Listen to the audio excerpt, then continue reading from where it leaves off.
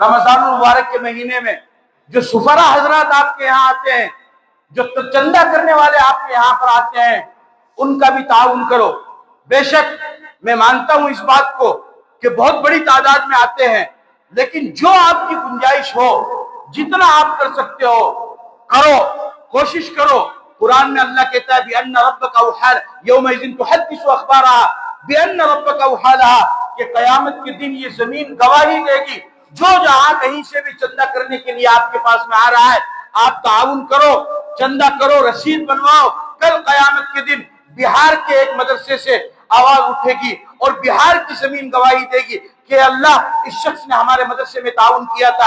اتر پردیش کی زمین گواہی دے گی، یا اللہ اس حاجی صاحب نے ہمارے مدرسے میں تعاون کیا تھا۔ بنگال کی سرزمین گواہی دے گی، بمبئی کی سرزمین گواہی دے گی، دلی کی سرزمین گواہی دے گی، ہریانہ کی سرزمین گواہی دے گی، راجستھان کی سرزمین گواہی دے گی، گجرات کی سرزمین گواہی دے گی، اور چاروں طرف سے زمین کے وہ حصے آئیں گے اور آ کر کے کہیں گے کہ اللہ اس حاجی صاحب کی برکت سے ہمارے یہاں ادارہ قائم ہوا تھا، کمرہ بنا تھا، درسگاہ بنی تھی، بچوں کے لیے تپائی آئی تھی، بچوں کے لیے قرآن آئے تھے، اے اللہ تو اس کی بخشش کر دے۔ جب چاروں طرف سے آپ کی گواہی قیامت کے دن آئے گی، بتاؤ آپ کی بخشش ہوگی یا نہیں ہوگی؟ اس کو غنیمت جانو۔ لوگوں کی جیب سے پیسہ نکلوانا کیا کوئی آسان کام ہے؟ کوئی آسان کام ہے؟ بتاؤ آپ مجھے۔ تو لوگوں کی جیب سے پیسہ نکلوانا، اور اپنے لیے نہیں، اپنے بچوں کے لیے نہیں، ان قوم کے نونہال بچوں کے لیے جا کر کے بھائی چندہ مانگنا اور بیٹی کا رشتہ لینا دنیا کا سب سے مشکل کام ہے۔ ملتا ہے نہیں، لوگ دیتے نہیں، اور تانا اور ملتا ہے۔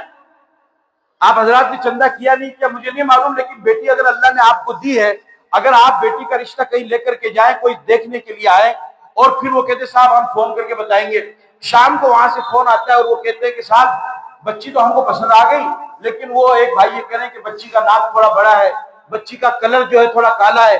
بتاؤ اس بچی کا کلر کالا اس باپ نے بنایا یا اللہ نے بنایا؟ بولو بھائی، اس کی ناک چھوٹی اللہ نے بنائی یا اس باپ نے بنائی ہے؟ اب وہ باپ کیا کرے گا؟ اس بیٹی کو زندہ گاڑ دے، اس کو قبر میں ڈال دے، کیا کرے؟ رشتہ تو کہیں پر کرنا ہے، لیکن جب وہ رشتہ دار فون کر کے کہتا ہے کہ صاحب ہمیں رشتہ تو منظور ہے لیکن آپ کی بیٹی کے اندر یہ کمی ہے، مجھے بتاؤ اس باپ کے دل پہ کیا گزرتی ہوگی؟ ارے بھائی کیا گزرتی ہوگی کہ اللہ میں اس جوان بیٹی کو کہاں پر لے کر کے جاؤں؟ دوسری جگہ سے رشتہ آیا، انہوں نے فون کر کے کہا کہ آپ کی بچی کا قد چھوٹا ہے، اس کی ہائٹ کم ہے، بتاؤ اس باپ کے دل پہ کیا گزرے گی؟ تو چندہ کرنا مدرسے کی نسبت پر قوم کے بچوں کے لیے آپ کے پاس یہ علماء آتے ہیں اور آپ کے سامنے مطالبہ رکھتے ہیں، آپ ان کو منع کر دیتے ہیں، دھتکار دیتے ہیں، بتاؤ ان کے دل کے اندر کیا گزرے گی؟ اور اگر یہ حضرات اس کام کو چھوڑ دے تو مجھے بتاؤ پھر کون ایسا مرد مجاہد ہے عوام میں سے جو کھڑا ہوگا اور قوم کے ان بچوں کے لیے اس کام کو کرے گا؟ یا تو آپ تیار ہو جاؤ یا آپ کھڑے ہو جاؤ اس کام کو کرنے کے لیے، اور اگر نہیں کر سکتے ہو، نہیں تیار ہو سکتے ہو، تو پھر اللہ کے واسطے یہ جو سفرا حضرات آپ کے پاس میں آ رہے ہیں ان کا تعاون کرو، ان کو عزت دو۔ اگر آپ کے پاس دینے کے لیے کچھ نہیں ہے تو کم از کم آپ پیار سے بات تو کر سکتے ہو۔ کتنی مسجدوں میں لوگ اس طریقے سے چندہ کرنے والوں کے اوپر حاوی ہوتے ہیں جیسے کچا چبا جائیں گے، اور بعض مسجدوں میں تو میں معذرت کے ساتھ چاہتا ہوں امام صاحب بھی اس طریقے سے ٹوٹ کے پڑتا ہے کہ جیسے پتہ نہیں اس کا کتنا پرانا قرضہ کھا کے بھاگا ہوا ہے۔ ارے بابا تو خود بھی اسی مدرسے سے پڑھ کے نکلا ہے، امام صاحب آپ خود بھی اسی مدرسے سے پڑھ کے نکلے ہو، اور اگر آپ کی زمانے میں ضروریات کم تھی تو آج کے طلبہ کو ضروریات زیادہ ہے۔ آپ کے زمانے میں پنکھے سے کام چل جاتا تھا، آج کے طلبہ کولر کا مطالبہ کرتے ہیں۔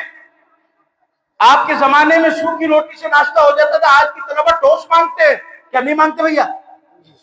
تو آج تو زمانہ جیسے بڑھے گا ضروریات زیادہ ہے۔ آپ کے فارغ ہونے کے بعد آپ کیا سمجھتے ہیں کہ مدرسے میں ضروریات نہیں ہے؟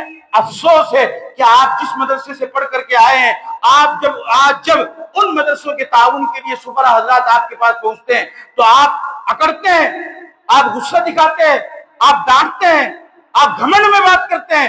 کس چیز کا آپ گھمنڈ کر رہے ہیں؟ کیوں آپ تکبر کر رہے ہیں؟ کیا یہ اپنے لیے ہے؟ اگر کوئی غلط ہے، کوئی غلط چندہ کر رہا ہے، کوئی غلط سفیر ہے تو بے شک اس کا بائیکاٹ کیا جائے، میں اس کے بالکل فیور میں نہیں ہوں۔ اس کے حق میں نہیں ہوں، لیکن 2-4% اگر غلط آ جاتے ہیں تو ان 2-4% کی وجہ سے آپ 90% لوگوں کو نکار دیں گے؟ بولو بھائی بتاؤ، کیا آپ 90% لوگوں کو نکار دیں گے؟ اور آپ کو معلوم ہے رمضان المبارک میں چندہ کرنے کے لیے آنے والے بڑے بڑے علماء، بڑے حفاظ جو بڑی بڑی حدیث کی کتابیں پڑھاتے ہیں اور جو تفسیر کی کتابیں پڑھاتے ہیں اور جو بڑی بڑی کتابیں پڑھاتے ہیں، اور نہ جانے ان کو کتنی مرتبہ اللہ کے نبی کی زیارت ہوتی ہے ہفتے کے اندر، مہینے کے اندر، جو ہمیشہ باوضو رہتے ہیں، جو ہمیشہ قال اللہ اور قال رسول کرتے ہیں، اتنے بڑے بڑے بزرگان دین اور علماء کرام مدرسے کی ضرورت سمجھ کر کے قوم کے بچوں کے لیے آپ کے پاس میں آتے ہیں، آپ ان کو ڈانٹتے ہیں، آپ کو ان کے دل کا حال معلوم ہے؟ بد دعا مت لینا کسی کی، بد دعا مت لینا ان کی، تمہیں نہیں معلوم کون ہے چھپا ہوا ہے جس کا ڈائریکٹ کنیکٹ اللہ سے ہے۔ اگر اس نے ایک لفظ اپنی زبان سے نکال دیا یا نہیں بھی نکالا، اپنے دل کے اندر رکھ لیا، تو آنے والی نسلوں کا بیڑا غرق ہو جائے گا۔ بد دعا مت لینا۔ آخری بات سنا کر کے میں بات اپنی ختم کرتا ہوں۔ ایک بہت بڑے عالم دین ہیں اور تقریباً 30 سال انہوں نے امامت کی ہے۔ کتنے سال؟ 30 سال تک انہوں نے امامت کی ہے۔ میں گیا ان کے یہاں پروگرام میں، مجھے فرمانے لگے کہ مولانا 2012 میں میرے اٹیک آیا، اور ہارٹ اٹیک کتنا خطرناک معاملہ ہوتا ہے آپ کو معلوم ہے، بہت کم چانس رہتا ہے۔ فرمانے لگے کہ مجھے آئی سی یو میں بھرتی کر دیا گیا۔ آئی سی یو میں بھی جو بندہ چلا جائے تو آپ کو معلوم ہے کہ بالکل چانس کم ہو جاتے ہیں، نہ کے برابر ہو جاتا ہے۔ آئی سی یو میں مجھے بھرتی کیا گیا، میں وہاں پہ بھرتی ہو گیا۔ اس کے بعد میں وہ فرماتے ہیں، دھیان سے سنو، وہ فرماتے ہیں کہ مجھے ایسا لگا کہ شاید اب میرا آخری وقت، اب میں دنیا سے جانے والا ہوں۔ تو میں نے اپنے آپ کو ٹٹولا اور میں نے اپنی 60 سال 70 سال کی زندگی کا نچوڑ نکالا، خلاصہ نکالا۔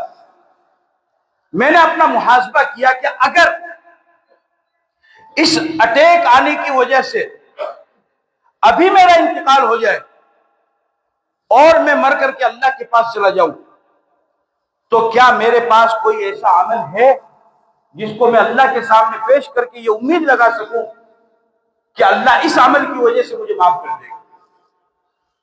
فرمانے لگے کہ میں نے بہت غور کیا، بہت سوچا، کوئی عمل نظر نہیں ہے۔ پھر فرمانے لگے کہ ایک عمل مجھے نظر آیا جس کو بنیاد بنا کر کے میں نے اللہ کی ذات سے یہ امید لگائی، بلکہ یقین کیا اللہ کی ذات پر کہ اللہ پاک اس عمل کی وجہ سے مجھے معاف کر دے گا۔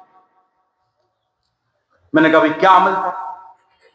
فرمانے لگے کہ حضرت میں نے کبھی بھی کسی بھی سفیر کو یا کسی بھی عالم کو، چندہ کرنے والے کو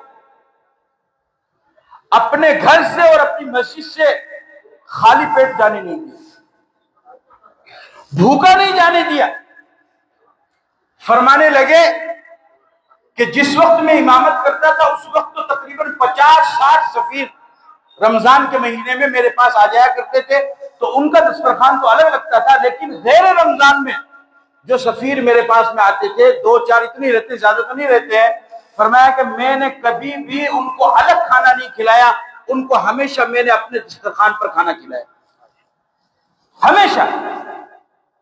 رمضان میں چونکہ زیادہ ہوتے تھے تو ان کو میں الگ دسترخوان ان کے لیے لگتا تھا، لیکن میں نے اپنی ذات سے، اپنی جانکاری میں بالقصد بالارادہ کسی بھی سفیر کو، چندہ کرنے والے کو میں نے بھوکا نہیں جانے دیا۔ بعض تو ایسے ہوتے تھے کہ جو 2 دن 3 دن 4 دن میرے پاس رہتے تھے، اور بعض علماء ایسے بھی ہوتے تھے وہ جگہ کی تلاش میں ہوتے تھے، تو ان کو 2 4 5 10 دن، بلکہ ایک کے بارے میں فرمایا کہ 1 سال تک میں نے اس کو اپنے پاس میں رکھا، اس کو کھانا کھلایا۔ میں نے کہا کہ جب تمہیں جگہ مل جائے تم یہاں سے چلے جانا۔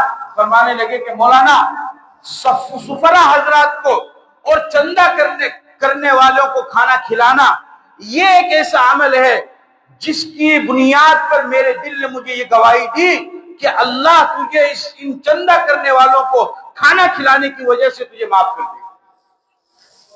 یہ بات وہ شخص کہہ رہا ہے جس نے 30 سال لوگوں کو نماز پڑھائی ہے، پڑھی نہیں ہے، کیا کیا ہے؟ 30 سال تک لوگوں کو نماز پڑھائی ہے، امامت کی ہے، کتنا بڑا مرتبہ اور مقام اس نے حاصل کیا ہے، لیکن وہ شخص بھی یہ بات کہہ رہا ہے کہ مولانا 30 سال کی امامت پر بھی مجھے اعتماد نہیں ہے، میرا دل یہ کہتا ہے کہ اللہ اگر مجھے معاف کرے گا تو ان سفیروں کو کھانا کھلانے کی وجہ سے معاف کرے گا۔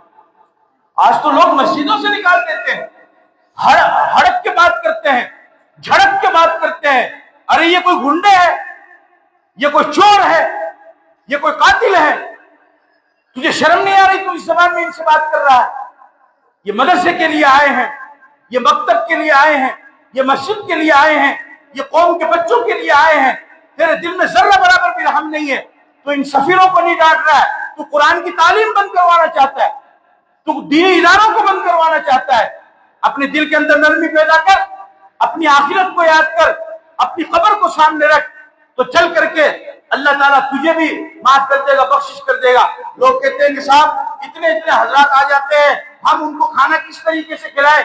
ایک آدمی شادی میں 8,000 لوگوں کو کھانا کھلاتا ہے، ایک آدمی اپنے بچے کی شادی میں 10,000 لوگوں کو کھانا کھلاتا ہے، 5,000 لوگوں کو کھانا کھلاتا ہے، 2,000 لوگوں کو کھانا کھلاتا ہے۔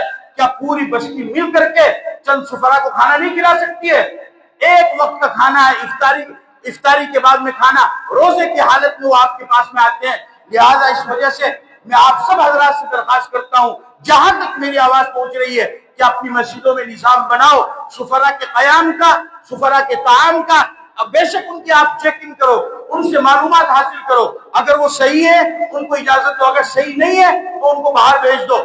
لیکن اگر صحیح نہ ہو تب بھی اس صورت میں بھی آپ کو بد کلامی کی اجازت نہیں ہے، آپ کو ان کے ساتھ گالی بکنے کی اجازت نہیں ہے، آپ کو ان کے ساتھ سخت تلخ کلامی کی اجازت نہیں ہے، آپ کو ان کے ساتھ اور سخت لہجے میں بات کرنے کی اجازت نہیں ہے۔ اگر وہ غلط ہے تب بھی اس کو پیار سے یہ کہو کہ آپ کے کاغذات سے ہمیں اطمینان نہیں ہے، آپ کے ادارے سے ہمیں اطمینان نہیں ہے، ہم آپ کو یہاں پر چندے کی اجازت نہیں دے سکتے ہیں۔ نرمی سے بول کر کے آپ ان کو باہر بھیج دو، تو یہ بھی ایک طریقہ ہو سکتا ہے۔ لیکن اگر کسی سفیر کی بددعا لگ گئی، کسی مسافر کی بددعا لگ گئی، تو یہ ساری کی ساری صدارت اور یہ سیادت اور یہ قیادت اور یہ ساری ذمہ داری اور یہ جنرل سیکریٹری اور یہ خزانچی سب کا سب یہیں کا دھرا رہ جائے گا، کچھ بھی کام آنے والا نہیں ہوگا۔